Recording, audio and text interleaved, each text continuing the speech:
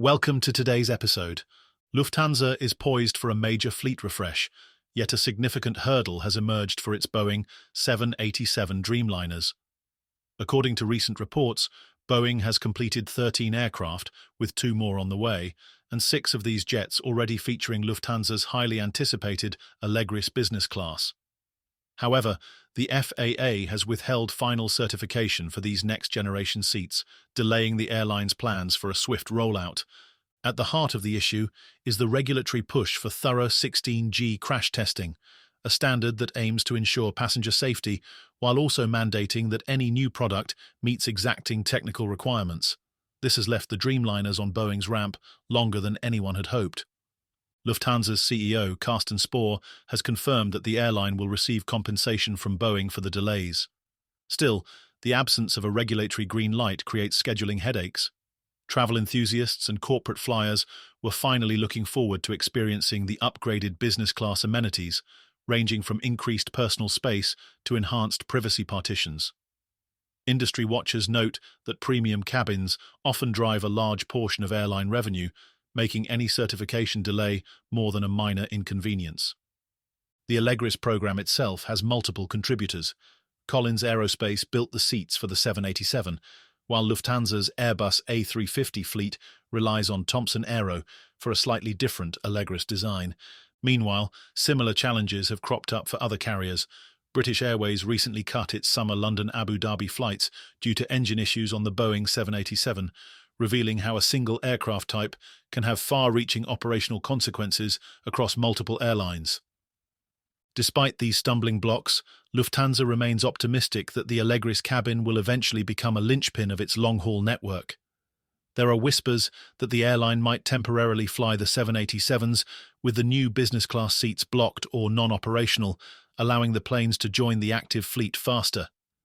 Though this plan might resolve short-term delivery woes, it could also mean that travellers expecting the latest cabin experience will have to wait a bit longer.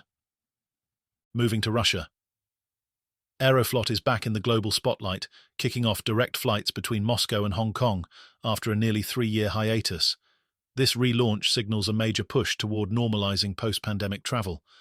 The airline's decision to reintroduce 3 weekly flights, scheduled on Tuesdays, Thursdays and Saturdays, reflects growing demand in both the business and leisure sectors. Hong Kong, once hailed as a leading financial hub, is grappling to maintain its global status amid shifting political and economic dynamics. Meanwhile, Russia has seen its role in international commerce shrink since the invasion of Ukraine, making the revival of this route notably complex. Despite these headwinds, early flight reports show a robust passenger load, suggesting pent-up demand for travel and an eagerness for cultural engagement. Beyond Aeroflot's immediate gains, the airline's broader group structure, including Rossiya and Pobeda, positions it to capture emerging market segments and potentially expand service frequency if conditions remain favourable.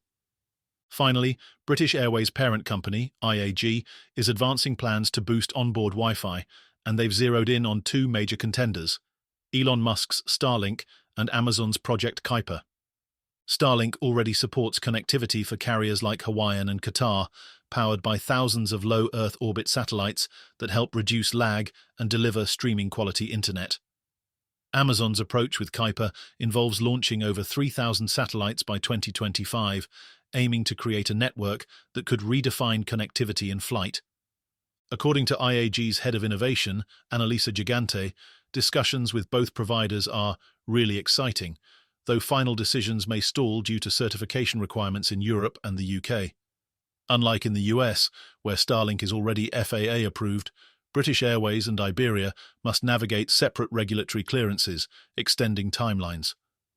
Industry data indicates Starlink serves around 4 million customers worldwide, showcasing the growing appeal of fast internet in unexpected places, like 35,000 feet in the air. Some observers suggest IAG might hold off until Amazon demonstrates real-world performance, especially if Kuiper's eventual service competes aggressively on price and speed. Fast, free in-flight Wi-Fi has surged in demand as passengers juggle remote work, social media, and entertainment, even mid-flight.